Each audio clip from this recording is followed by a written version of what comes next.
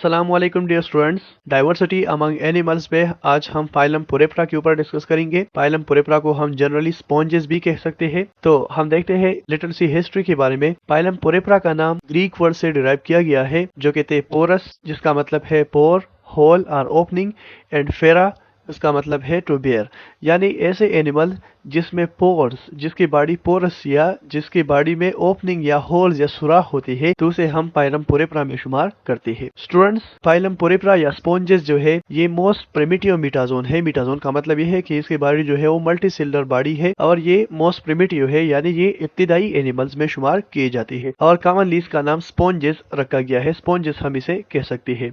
Robert grant जो कि एक साइंटिस्ट था, 1825 में उन्होंने स्पॉन्जेस को एनिमल प्रूव किया था कि ये स्पॉन्जेस जो है ये एनिमल है। इससे पहले तस्वुर किया जाता था कि स्पॉन्जेस जो है इसे प्लांट्स में तस्वुर किया जाता था, क्योंकि ये ज्यादातर सिजाइल होते हैं, हरकत नहीं कर रहे होते, तो इसलिए इसे प्लांट्स में शुमार किया जाता था। तो रॉबर्ट ग्रांट ने इसे पहली बार 1825 में एनिमल में शुमार किया और इसके लिए फाइलम पुरेफ्रा का नाम इस्तेमाल किया। अब हम आते हैं अपनी नेक्स्ट स्लाइड की तरफ। तो जैसा कि हमने पहले ही बताया कि इसे हम कॉमनली स्पॉन्जेस कह सकते हैं। अब अगर हम स्पीशीज की बात करें तो अप्रॉक्सीमेटली इसमें 9000 तक स्पीशीज जो है वो मौजूद होती है। ज्यादातर पुरेफ्रा जो है वो मरीन होती है, जो कि साल्टी वाटर में रहते हैं, और तकरीबन 150 स्पीशीज ऐसे हैं जो कि फ्रेश वाटर में ताज़ा जो पानी होती है उसमें रह सकती है। इसकी बॉडी की अगर हम बात करें तो they are pore bearing multicellular animal, ये मल्टीसेलुलर एनिमल होती है और इसके अलावा इसकी बॉडी के ऊपर बहुत ज्यादा पोर्स जो है वो मौजूद होती है। जर्म लेयर इसमें मौजूद नहीं होती, इंटरनल ऑर्गन्स भी नहीं होती, बहुत ही सिंपल बॉडी होती है। इसकी मसल्स भी नहीं होती, ये बिल्कुल सिजाइल होते हैं, फिक्स होते हैं एक जगह पर। सिजाइल ये हरकत नहीं करते और इमोबाइल, एक जगह से दूसरी जगह ये हरकत नहीं कर सकती। अगर हम सिमेट्री की बात करें तो ये एसिमेट्रिकल होते हैं या बाज़ औक़ात ये रेडियल सिमेट्री भी शो कर रहे होती है। अगर हम अब सेल की बात करें कि कौन सी सेल्स जो है वो स्पॉन्जेस की बॉडी के फॉर्मेशन में मौजूद होती है, तो बेसिकली 3 टाइप्स ऑफ सेल होती है जिसकी वजह से स्पॉन्जेस की बॉडी बनी हुई होती है। एक का नाम है पिनाकोसाइट्स, दूसरे का नाम चानोसाइट्स और तीसरे का नाम मेसेनकाइम होता है। पहले की तरफ हम आते हैं पिनाकोसाइट्स। पिनाकोसाइट्स एक लेयर बनाएगा जिसे हम पिनाकोडर्म कह सकेंगे। इस तरह पिनाकोसाइट्स में स्पेशलाइज सेल होती है जिसे पोरोसाइट्स कहते हैं। पोरोसाइट का काम ये होता है कि वो वाटर सर्कुलेशन जो है और उसका मुकम्मल कंट्रोल जो है वो पोरोसाइट के पास होता है, यानी जब वाटर बाहर से अंदर बॉडी की तरफ जाए तो वो पोरोसाइट उसे अलाउ करेगा। पोरोसाइट की मदद से वो अंदर या वेस्ट जो है वो बाहर आ जाए करेंगे। तो ये हमारे पास बॉडी मौजूद है। हमने पिनाकोसाइट के बारे में डिस्कस किया कि पिनाकोडर्म लेयर बनाएंगे। ये जो रेड कलर में हमारे पास मौजूद है जिसे हम पिनाकोडर्म कहते हैं, ये पिनाकोसाइट से बना हुआ होता है। और इस तरह अगर हम पोर्स की बॉडी करें तो यहाँ पर आप देख सकते हैं डर्मल ओस्टिया, ये काफी सारे डर्मल ओस्टिया जो है इस पोर्स को या जो होल मौजूद है इसे ओस्टिया का नाम दिया गया है। तो ये काफी सारे होल्स इसके ऊपर, स्पॉन्जेस की बॉडी के ऊपर मौजूद होती है और ये एक बड़ा सा होल भी मौजूद होता है जिसे आस्कुलम का नाम दिया जाता है। बाकी के लेयर के बारे में हम नेक्स्ट स्लाइड्स में देखते हैं। तो हमने ऑलरेडी डिस्कस किया कि पिनाकोडर्म जो लेयर है इसमें एक और स्पेशलाइज सेल मौजूद होता है जिसे पोरोसाइट का नाम दिया जाता है। ये है पोरोसाइट सेल और ये पोरोसाइट सेल वाटर फ्लो को रेगुलेट करता है, इसे कंट्रोल करता है कि कितनी वाटर यहाँ पर आ सकती है और कितनी वाटर यहाँ पर आ नहीं सकती, या वाटर में डिजॉल्व जो है वो कौन सी चीजें यहाँ पर आ सकती है। तो दूसरी लेयर की तरफ हम आते हैं या दूसरी टाइप ऑफ सेल की तरफ हम आते हैं चानोसाइट। चानोसाइट जो है वो इनर लेयर बनाएगा जिसे चानोडर्म कहा जाता है। इसी तरह ये जो सेल होती है चानोसाइट, ये फ्लैजेलेटेड कॉलर सेल होती है जिसके ऊपर फ्लैजेला जो है वो मौजूद होता है। Flagella and collar together use together put. Flagella और जो कॉलर रीजन मौजूद होता है ये दोनों पराग को जमा करने के लिए इस्तेमाल किए जाते हैं। तो यहाँ पर हम देख सकते हैं कि ये चानोसाइट सेल है, ये भी चानोसाइट सेल है और ये भी चानोसाइट, इसका न्यूक्लियस मौजूद होता है। और इसी तरह यहाँ पर ये कॉलर रीजन है और कॉलर रीजन के अंदर यहाँ पर जो अगर हम देखें तो यहाँ पर ये फ्लैजेलम मौजूद होता है। तो यहाँ से ये फूड पार्टिकल को अंदर लेगा इस फ्लैजेलम की मदद से। तीसरी सेल की तरफ अगर हम आ जाए तो तीसरी सेल का नाम है मेसेनकाइम सेल। ये भी स्पेशलाइज सेल होते हैं और ये भी काफी सारे फंक्शंस परफॉर्म कर रहे होते हैं। इसमें काफी सारे और डिफरेंट टाइप ऑफ सेल होते हैं। बाज सेल इसमें रिप्रोडक्शन के लिए रिस्पॉन्सिबल होते हैं, बाज ट्रांसपोर्टेशन ऑफ मटेरियल के लिए रिस्पॉन्सिबल होती है और बाज स्टोरेज ऑफ फूड के लिए रिस्पॉन्सिबल होती है। अब अगर हम स्पॉन्जेस के स्ट्रक्चर की बात करें तो ये बहुत सिंपल होते हैं स्ट्रक्चर में। एक एंड जो है वो सॉलिड सबस्ट्रेटम के साथ अटैच होता है, यानी सी फ्लोर के साथ ये अटैच होता है एक एंड, और दूसरा एंड जो है वो वो ओपन होता है, बड़ा सा होल मौजूद होता है जिसे आस्कुलम का नाम दिया जाता है। ओस्टिया जो है, जो कि हमने माइन्यूट होल्स के बारे में बात की, वो all over the body surface जो है वो मौजूद होती है।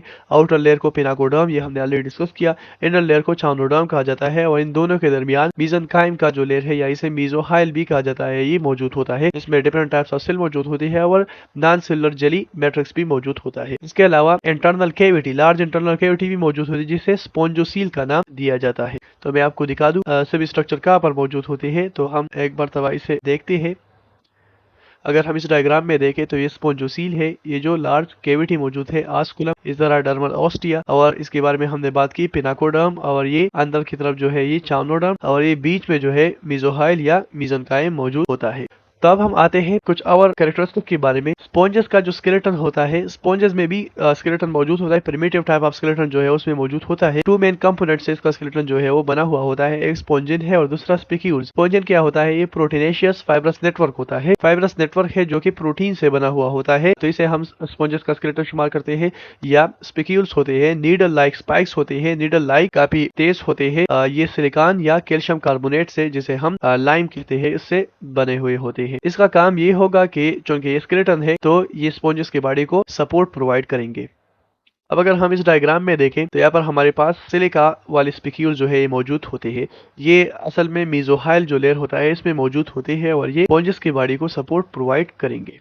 अब अगर हम दूसरे सिस्टम की बात करें, वाटर केनाल सिस्टम की, तो इसमें प्रॉपर सर्कुलेटरी सिस्टम ये तो नहीं होती। इसके अलावा वाटर केनाल सिस्टम जो है ये मौजूद होता है। वाटर करंट जनरेट करने के लिए वाटर केनाल सिस्टम जो है वो एसेंशियल होता है, वो बहुत जरूरी होता है। तो अगर हम इसमें मुख्तलिफ सेल्स की बात करें, चाउनोसाइड्स या कलर सेल की अगर हम बात करें, उसके ऊपर फ्लैजेला मौजूद होता है। तो फ्लैजेला की मदद से वो वाटर करंट, वाटर की लहरें जो है वो प्रोड्यूस करेगा और उसके बाद खुराक, जो भी खुराक मौजूद होता है उस वाटर लेयर में वो कैप्चर करेगा और उसके अलावा उसके साथ साथ ऑक्सीजन भी कैरी करेगा। तो आस्कुलम होता है वो बड़ा सा ओपनिंग जो होता है, तो वो एक ओपनिंग है और उसकी मदद से वाटर और वेस्ट पार्टिकल जो है वो एक्सपेल किए जाएंगे। तो यहाँ पर आप देख सकते हैं ये 3 टाइप्स हमारे पास मौजूद है, अस्कान स्पॉन्जेस, साइकान स्पॉन्जेस और ल्यूकान स्पॉन्जेस। यहाँ पर इसमें भी आस्कुलम मौजूद है, यहाँ पर भी आस्कुलम और यहाँ पर भी आस्कुलम, सभी में मौजूद होता है। ये चाउनोसाइड इनर लेयर है, तो यहाँ से वाटर आते हैं, वाटर करंट जो फ्लैजेलेटेड सेल है ये वाटर करंट जनरेट करते हैं और इस तरह वेस्ट मटेरियल और एक्स्ट्रा वाटर जो है वो आस्कुलम की मदद से बाहर निकल जाते हैं एक्सटर्नल एनवायरनमेंट में। अब अगर हम फीडिंग की बात करें तो ये किस चीज पर फीडिंग करते हैं या ये कौन सी खुराक जो है वो खाते हैं, तो 80% स्पॉन्जेस जो है वो डेड डिकेइंग ऑर्गेनिक मैटर पर फीड करते हैं, जो कि डेड ऑर्गेनिज्म होते हैं और वो डिकेइंग का प्रोसेस जिसमें शुरू हो जाता है तो उस पर ही फीडिंग करेंगे 80% स्पॉन्जेस। उसके अलावा और भी स्पॉन्जेस मौजूद है जो कि वेराइटीज ऑफ एनिमल पर फीड करते हैं, जैसा कि फाइटोप्लैंक्टन, जूप्लैंक्टन, प्रोटोजोन्स, क्रस्टेशियंस, तो इस सब पर वो फीडिंग कर सकते हैं। ये हमारे पास जूप्लैंक्टन मौजूद है और ये फाइटोप्लैंक्टन मौजूद है जो कि वाटर की लहरों के साथ एक जगह से दूसरी जगह जाते हैं, तो उसे हम जूप्लैंक्टन या और फाइटोप्लैंक्टन जो है वो कह सकते हैं। और उसके अलावा ये हमारे पास क्रस्टेशियंस मौजूद है, काफ़ी सारे क्रस्टेशियन है, तो इस सभी पर स्पॉन्जेस जो है वो फीडिंग कर सकते हैं। अब अगर हम डाइजेशन की बात करें तो जो फूड डाइजेशन होता है वो इंट्रासेलुलर होता है, सेल के अंदर सेल्स मौजूद होते हैं चाउनोसाइड्स, तो सेल्स के अंदर, और इसी तरह एक्स्ट्रा सेलुलर भी होता है जो कि स्पोंजोसील, एक्स्ट्रा कैविटी जो होती है वो जो लार्ज कैविटी सेंटर में होती थी, तो उसके अंदर भी एक्स्ट्रा सेलुलर डाइजेशन जो है, ब्रेकडाउन जो है वो होता है। सेल के अंदर तो एंजाइम मौजूद होते हैं, एक्स्ट्रा सेलुलरली स्पोंजोसील में भी सेल जो है वो एंजाइम सेक्रेट करते हैं और इसके अलावा एक्स्ट्रा सेलुलर स्पेस में या जो स्पोंजोसील है उसमें भी डाइजेशन का प्रोसेस जो है वो कंप्लीट होता है। अब अगर हम यहाँ पर थोड़ी सी ओवरव्यू की अगर बात करें तो ये फ्लैजेला है, कलर है, पेगोसाइटोसिस का प्रोसेस जो है ये कलर सेल या हमारे पास जो चाउनोसाइड है, चाउनोसाइड ने की है। ये पेगोसाइटोस जो वेक्यूल है यहाँ पर अंदर मौजूद है, फिर ये अंदर की तरफ जाएगा मेसोहाइल लेयर में। मेसोहाइल लेयर में एक स्पेशल टाइप ऑफ सेल होता है जिसे अमीबोसाइट सेल कहा जाता है। तो ये अमीबोसाइट सेल के अंदर ये जो वेक्यूल है जिसके अंदर पेगोसाइटोस पोर्ट पार्टिकल मौजूद था, तो ये अमीबोसाइट सेल के अंदर आ जाएगा और इसके अलावा यहाँ पर खुराक स्टोर भी हो जाता है। और ये अमीबोसाइट सेल ऐसे होते हैं कि ये एक जगह से दूसरी जगह जाएंगे और जो खुराक मौजूद है, न्यूट्रॉन मौजूद है, तो एक जगह से दूसरी जगह पर ट्रांसफर करेंगे। रिप्रोडक्शन की अगर हम बात करें तो सेक्सुअल और एसेक्सुअल दोनों तरीके से रिप्रोडक्शन हो सकती है स्पॉन्जेस में। सेक्सुअल रिप्रोडक्शन में अगर हम बात करें तो स्पॉन्जेस की बॉडी जो है वो हर्माफ्रोडाइट होती है। इसका मतलब ये हुआ कि दोनों मेल और फीमेल ऑर्गन एक ही बॉडी में मौजूद होती है। प्रोटोगाइनस या प्रोटेंड्रस ये हो सकती है। प्रोटोगाइनस का मतलब ये हुआ कि सबसे पहले जो फीमेल रिप्रोडक्टिव स्ट्रक्चर है वो डेवलप होगा और फिर उसके बाद प्रोटेंड्रस, फिर उसके बाद जो मेल रिप्रोडक्टिव स्ट्रक्चर है वो डेवलप होगा। फीमेल रिप्रोडक्टिव स्ट्रक्चर को हम ओवरी और मेल रिप्रोडक्टिव स्ट्रक्चर को हम टेस्टिस कह सकते हैं। सेल्फ फर्टिलाइजेशन इसमें नहीं होती। सेल्फ फर्टिलाइजेशन इसमें इसलिए नहीं होता क्योंकि हमने ऑलरेडी बताया कि हर्माफ्रोडाइट होते हैं और उसके अलावा ये प्रोटोगाइनस होते हैं, फिर प्रोटेंड्रस होते हैं। पहले इसमें फीमेल रिप्रोडक्टिव ऑर्गन डेवलप होगा और फिर मेल रिप्रोडक्टिव ऑर्गन। तो जब ये फीमेल रिप्रोडक्टिव ऑर्गन डेवलप करते हैं तो एक और स्पॉन्जेस में मेल रिप्रोडक्टिव ऑर्गन डेवलप हो जाता है और वो वहां से मेल गेमीट जो है फीमेल गेमीट के साथ मिल जाता है। तो इस तरह क्रॉस फर्टिलाइजेशन ये कर सकती है। चाउनोसाइट सेल जो है वो स्पर्म्स एंड एग्स बनाएंगे क्योंकि इसमें तो डिफरेंशिएट ऑर्गन नहीं मौजूद होती। ठीक है, ये भी मल्टीसेलुलर एनिमल है लेकिन ये प्रिमिटिव मल्टीसेलुलर है। इसमें काफी सारे सिस्टम्स या ऑर्गन जो है वो अच्छी तरह से डेवलप नहीं होती। स्पर्म जो है वो रिलीज होते हैं ऑस्कुलम की मदद से। स्पर्म एक स्पॉन्जेस से दूसरे स्पॉन्जेस की बॉडी में जाती है और वहां पर जो दूसरे स्पॉन्जेस की बॉडी है उसमें चाउनोसाइट मौजूद होता है। वो उसे उस स्पर्म को ट्रैप करेगा। फर्टिलाइजेशन के बाद जाइगोट बनेगा, फिर डेवलपमेंटल प्रोसेस से गुजरेगा और इस तरह एम्ब्रियो बनाएगा और एम्ब्रियो के बाद फिर ये फ्लैजेलेटेड लार्वा बनाते हैं। लार्वा जो है वो पेरेंट स्पॉन्जेस से बाहर जाएगी और लार्वा जो है वो मूव कर सकती है। वो लोकोमोटरी होते हैं। स्पॉन्जेस की बॉडी सिजाइल है लेकिन लार्वा जो है वो मूव कर सकती है। तो इस तरह लार्वा जो है वो भी सबस्ट्रेटम के साथ अटैच हो जाएगा और न्यू एडल्ट में वो भी चेंज हो जाएगा और ये भी सिजाइल हो जाएगा। रिप्रोडक्शन ये हमारे पास मौजूद है। एसेक्सुअल रिप्रोडक्शन ये ज्यादातर बडिंग का प्रोसेस जो है वो परफॉर्म करते हैं। ये एक स्पॉन्जेस मौजूद है से जो आउटग्रोथ निकलता है इसे हम बड का नाम देते हैं। तो ये बड की मदद से ये बड जो है यहाँ से डिटेच हो जाएगा और ये बड फिर सबस्ट्रेटम के साथ अटैच हो जाएगा और एक न्यू स्पॉन्जेस बनाएगा और इस तरह ये अपनी कॉलोनी बनाएगा। ये एसेक्सुअल रिप्रोडक्शन था। सेक्सुअल रिप्रोडक्शन की तरफ हम आए तो ये हमारे पास मौजूद है स्पॉन्जेस की बॉडी। स्पर्म सेल उसने बनाई चाउनोसाइट सेल के अंदर, स्पर्म सेल रिलीज किए तो ये दूसरा स्पॉन्जेस मौजूद है। उसमें एक सेल ऑलरेडी बनी हुई होते हैं तो एक सेल के साथ ये स्पर्म मिल जाएगा और इसी तरह जाइगोट बनाएगा। जाइगोट के बाद फिर एम्ब्रियो बनेगा। एम्ब्रियो के बाद फिर लार्वा बनेगा। लार्वा जो है वो मूव कर सकता है और इसी तरह लार्वा फिर सबस्ट्रेटम के साथ अटैच हो जाएगा और सबस्ट्रेटम के अटैच होने के बाद ये एडल्ट फॉर्म में चेंज हो जाएगा और इसी तरह ये एक और कॉलोनी अपने लिए बनाएगा। तो इस तरह ये सेक्सुअल रिप्रोडक्शन परफॉर्म कर सकती है। एसेक्सुअल रिप्रोडक्शन की बात हमने ऑलरेडी की कि ये बडिंग की प्रोसेस की मदद से एसेक्सुअल रिप्रोडक्शन परफॉर्म करती है। बास स्पॉन्जेस गिम्यूलेशन का प्रोसेस भी कर सकते हैं। गिम्यूलेशन का प्रोसेस ज्यादातर एडवर्स कंडीशन में या हार्श कंडीशन में किया जाता है। जब भी स्पॉन्जेस पर हार्श कंडीशन आ जाता है तो जो मीजनकाइम सेल जो मौजूद होती है, हमने पहले ही बताया कि मीजनकाइम या मीजोहाइल जो लेयर है उसमें काफी डिफरेंट टाइप ऑफ सेल जो है वो मौजूद होती है। तो बाद सेल रिप्रोडक्शन के लिए रिस्पॉन्सिबल होती है और रिप्रोडक्टिव सेल अपने ऊपर एक प्रोटेक्टिव कैप्सूल है वो बनाएगा ताकि वो एडवर्स कंडीशन से महफूज रहे।